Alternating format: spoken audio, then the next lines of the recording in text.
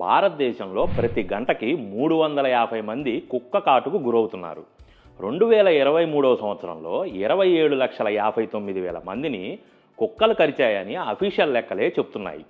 2021 లెక్కలతో పోలిస్తే ఈ కుక్క కాట్లు 80% పెరిగాయి. చూడండి, 2 ఏళ్లలో ఆల్మోస్ట్ డబల్ అయ్యాయి. ఇక WHO లెక్కల ప్రకారం మన దేశంలో ర్యాబిస్ వ్యాధితో చనిపోతున్న వాళ్ళు 20,000కి పైగానే. ప్రపంచంలో 35% మంది ర్యాబిస్తో చనిపోతున్న వాళ్ళు మన దేశం వాళ్లే. ఇంకో విషాదం ఏంటంటే ఈ మొత్తంలో 60% మంది 15 ఏళ్ల లోపు పిల్లలే. ఇంత జరుగుతున్నా మన ప్రభుత్వాలు ఏమీ చేయట్లేదా అంటే చేస్తున్నాయి. 2021 నుండి 2023 మధ్యకాలంలో సుమారుగా 1 కోటికి పైగా యాంటీ ర్యాబిస్ వ్యాక్సిన్లు కుక్కలకు వేశామని చెప్తున్నారు. 24,50,000 కుక్కలకి స్టెరిలైజ్ ఆపరేషన్లు అంటే గర్భనిరోధక ఆపరేషన్లు చేశాం అంటున్నారు. అయినా కుక్క కాట్లు 80% పెరిగాయని లెక్కలు చెప్తున్నాయి. మరి ఈ వ్యాక్సిన్లు ఏమైనట్లు? స్టెరిలైజ్ చేస్తే కుప్పలు కుప్పలుగా కుక్కలు ఎలా పెరుగుతున్నాయి? కేవలం ఇవి చేసి ఊరుకుంటే కుక్క కాట్ల నుంచి మనం తప్పించుకోవచ్చా? అసలు కుక్కలు ఇలా ఎందుకు కరుస్తున్నాయి? మనిషికి కుక్కలకి ఈ సంబంధం ఎలా ఏర్పడింది? లెక్కలు ఏం చెప్తున్నాయి? ఈ సమస్యకి పరిష్కారం ఏంటి? ఇలాంటి విషయాలన్నీ ఈ వీడియోలో చర్చించుకుందాం. ఇంకెందుకు లేటు, పదండి చూద్దాం. నేషనల్ అకాడమీ ఆఫ్ సైన్సెస్ 2021 పరిశోధన రిపోర్టు ప్రకారం సుమారు 23,000 సంవత్సరాల క్రితం మంచు యుగం చివరిలో సైబేరియాలో గ్రే వుల్ఫ్ అనే తోడేలు జాతి మొదటిసారిగా మనుషులకు మచ్చికయ్యి మనుషులతో సహవాసం చేయటం మొదలైందని ఈ రిపోర్టు చెప్పింది. అప్పట్లో సైబీరియా వేటగాళ్లు జంతువులను వేటాడి జీవించేవాళ్ళు. వీళ్ళు నివాసం ఉండే పరిసర ప్రాంతాల్లోనే గ్రే వుల్ఫ్ కూడా జీవిస్తూ ఉండేది. వీటికి మనిషి ఆహారం వేయటం, గాయపడిన వాటిని చేరదీయటం వల్ల వారికి ఈ వుల్ఫ్ అలవాటయ్యింది. తర్వాత ఇది వారితో పాటు వేటకు వెళ్ళటం, అలాగే వేటాడిన జంతువులను నివాసానికి తీసుకురావటంలో మనిషికి సహాయపడ్డాయి. అవే కాలక్రమేణా తోడేలు జాతి నుండి వేరుపడి డాగ్స్ అనే ఇంకొక జాతిగా పరిణామం చెందాయని భావిస్తున్నారు. అలా మనిషి కుక్కలను మచ్చిక చేయటం ప్రారంభించాడు. ఈ తోడేలు పనితీరును బట్టి రకరకాల పనులకు వాడుకోవటం ప్రారంభించాడు. కొన్నిటిని వేటకు తీసుకెళ్లటం, కొన్నిటిని కాపలాకు వాడుకోవటం చేశాడు. ఇలా వేరే వేరే పనులకు వాడుకోవటం మూలంగా వాటిలో కొన్ని జాతులు ఏర్పడ్డాయని తెలుస్తుంది. ప్రపంచంలో పెంపుడు జంతువుల్లో అత్యంత ఎక్కువగా పెంచుకునేది కుక్కల్నే. ఎంతలా అంటే ప్రపంచంలో ఉన్న ప్రతి 3 ఇళ్లలో ఒక ఇంట్లో కుక్కని పెంచుకుంటున్నారు. ఇవి చాలా ఫ్రెండ్లీగా ఉంటూ మనిషికి అనేక రకాలుగా ఉపయోగపడుతున్నాయి. ఇంటికి కాపలా దగ్గర నుండి ఉగ్రవాదుల్ని, డ్రగ్స్ని పట్టుకునే వరకు, ఆఖరికి యుద్ధాల్లో సైతం ఇవి పనిచేస్తున్నాయి. ఈ మధ్య వచ్చిన కోవిడ్లో రోగాలను గుర్తించడానికి కూడా వాడారంటే ఇవి ఎంతగా ఉపయోగపడుతున్నాయో అర్థం చేసుకోవచ్చు. వాసన చూసే విషయంలో ఇవి మనిషి కన్నా 40 రెట్లు ఎక్కువ సామర్థ్యంతో చూడగలవు. అలాగే మనిషి ఇచ్చే 100 రకాల సైగల్ని, మాటల్ని అర్థం చేసుకోగలవు. అలాగే మనిషి కన్నా 4 రెట్లు సున్నితమైన శబ్దాలను కూడా వినగలుగుతాయి. ఇవి యజమానికి ఎప్పుడూ విధేయంగా ఉంటూ ఇంట్లో మనిషిలా కలిసిపోతాయి. ఈ లక్షణాల వల్లే మనిషికి కుక్కలకి మంచి అనుబంధం ఏర్పడుతుంది. అలా మనిషితో పెనవేసుకున్న కుక్కలు ఈరోజు ఇంతలా పెరిగిపోవటానికి, మనుషులకి ఈ స్థాయిలో హాని చేయటానికి గల కారణాలేంటో పరిశీలిద్దాం. కుక్కలు వీధి కుక్కలుగా మారటానికి ప్రధానంగా 3 కారణాలు చెప్పుకోవచ్చు. భారతదేశంలో సుమారుగా 6,20,00,000 వీధి కుక్కలు ఉన్నాయని ఒక అంచనా. ఈ వీధి కుక్కల్ని 3 రకాలుగా విభజించవచ్చు. మొదటి రకం, కుక్కల మీద ప్రేమ ఉండి ఇళ్లల్లో పెంచుకోలేక ఇంటి బయటనో రోడ్డు మీద తాను నివసించే పరిసర ప్రాంతాల్లో ఉంచి వాటికి ఆహారం ఇస్తూ ఉండటం వలన ఆ కుక్కలు అక్కడక్కడే ఉంటూ వాళ్ళు పెట్టే ఆహారం తింటూ రోడ్ల మీదే తిరుగుతూ ఉంటాయి. రెండో రకం, ఈ రకం కుక్కలు ఎక్కడ పడితే అక్కడ ఉంటూ రోడ్ల మీద చెత్త కుప్పల్లోనే ఉన్న వ్యర్థాలను తింటూ జీవిస్తూ ఉంటాయి. అవి సొంతంగా బతకటం, ఆహారం కోసం అన్వేషిస్తూ ఒక చోట నుంచి ఇంకో చోటకి తిరుగుతూ ఉంటాయి. ఇక మూడో రకం, ఈ రకం కుక్కలు ఇంటి నుంచి పారిపోవటం లేదా వాటి యజమానులు పెంచలేక రోడ్ల మీద వదిలేసినవి. రెండో రకానికి వీటికి చాలా తేడా ఉంది.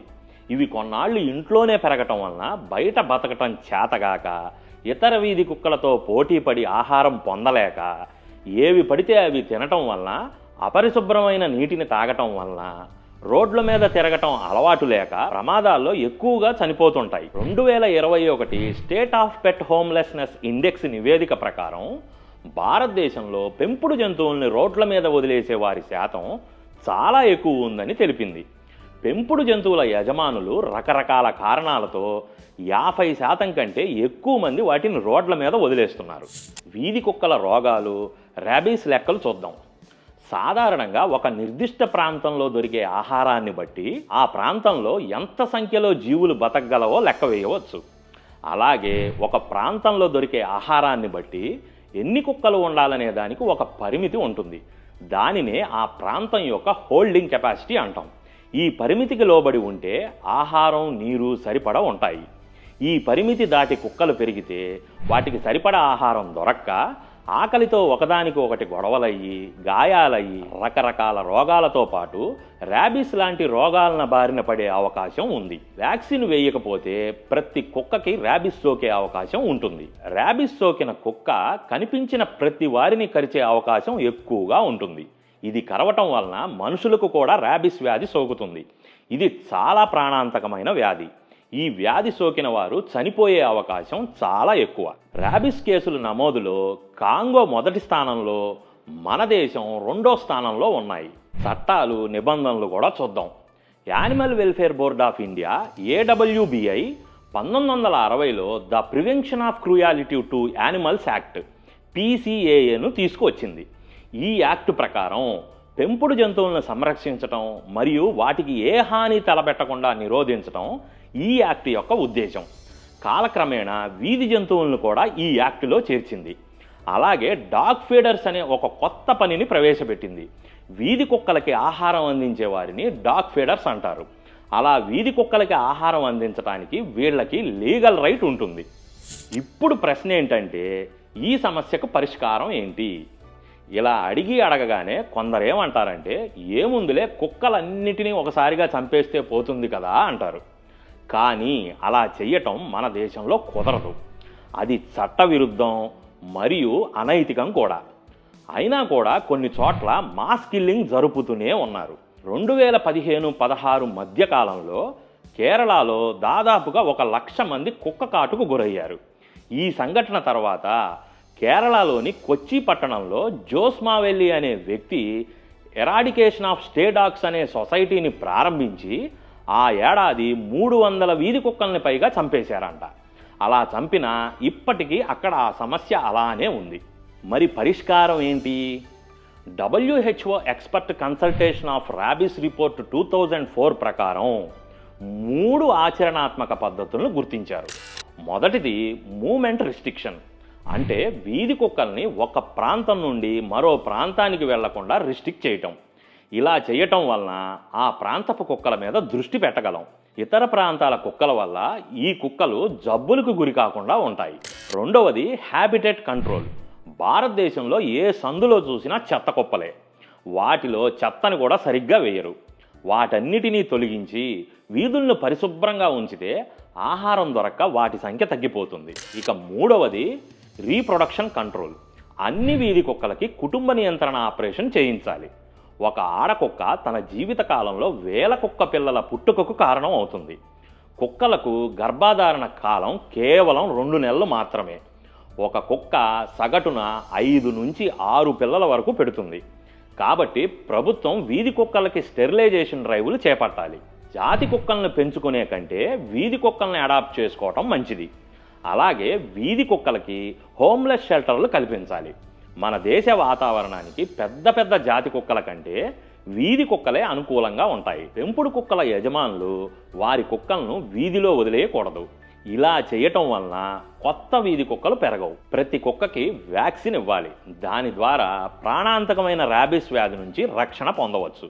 ఈ విధానాలను పాటించటం ద్వారా వీధి కుక్కలు లేని మొదటి దేశంగా 2020 నాటికి నెదర్లాండ్స్ నిలిచింది. అక్కడి ప్రభుత్వం జాతి కుక్కల మీద ట్యాక్సులను విపరీతంగా పెంచి వీధి కుక్కలకి ట్యాక్స్ లేకుండా చేసింది. CNVR అంటే collect, neuter, vaccinate and return program చేపట్టడం ద్వారా ఈ ఘనతను సాధించింది. కలెక్ట్ అంటే వీధి కుక్కల్ని హోమ్లెస్ షెల్టర్ నుంచి తెచ్చుకోవటం. ఇక న్యూటర్ అంటే స్టెరిలైజ్ చేయటం. వ్యాక్సినేట్ అంటే వ్యాక్సినేషన్ ఇవ్వటం, రిటర్న్ అంటే ఇళ్లల్లో వాటికి స్థానం ఇవ్వటం. ఈ పనుల ద్వారా వీధి కుక్కలను నిర్మూలించగలిగింది. మన ప్రభుత్వాలు కూడా ఇలాంటి చర్యలే చేపట్టి వీధి కుక్కల బారి నుండి ప్రజల్ని కాపాడాల్సిన అవసరం ఉంది. కానీ ఏ డ్రైవ్ పెట్టినా మనం ఎంత మిగుల్చుకుందామనే ధోరణి కనపడుతుంది. సిన్సియర్గా పనిచేస్తే 10 ఏళ్లలో మనం కూడా వీధి కుక్కలు లేని దేశంగా మారవచ్చని లెక్కలు చెబుతున్నాయి. మనుషుల్నే పట్టించుకొని ప్రభుత్వాలు ఈ కుక్కల్ని ఏం పట్టించుకుంటుంది అనుకుంటున్నారా? తప్పులేదు. వీడియో ముగించే ముందు మన తాత, ఆ తాత కాదు, గాంధీ తాత చెప్పిన మాటతో ఈ వీడియో ముగిద్దాం. The greatness of nation and its moral progress can be judged by the way its animals are treated. అంటే ఒక దేశం యొక్క గొప్పదనం, దాని నైతిక విలువలు ఆ దేశంలోని ప్రజలు జంతువుల పట్ల ఎలా ప్రవర్తిస్తున్నారనే దాన్ని బట్టి చెప్పవచ్చు అన్నారు. కాబట్టి కుక్కలు కరుస్తున్నాయని, ప్రజలు చనిపోతున్నారని బాధపడటంలో అర్థం ఉంది. అదే సందర్భంలో వాటిని మచ్చిక చేసుకుంది మనమే అని, వాటి ప్రవర్తన ఇలా ఉండటానికి కారణం కూడా పరోక్షంగా మనమే అని మర్చిపోకూడదు. వాటి బాధ్యత మన మీదే ఉందని గుర్తిద్దాం. పైగా ఈ సమస్యలకు మంచి పరిష్కారాలు కూడా ఉన్నాయని కొన్ని దేశాలు నిరూపించాయి. కాబట్టి ప్రభుత్వాలపైన ఒత్తిడి తెచ్చి ఆ దిశగా ప్రజలకి, అలాగే జంతువులకు రక్షణ కల్పించే చర్యలు చేపట్టాలని డిమాండ్ చేద్దాం. మరో వీడియోతో మళ్ళీ కలుద్దాం.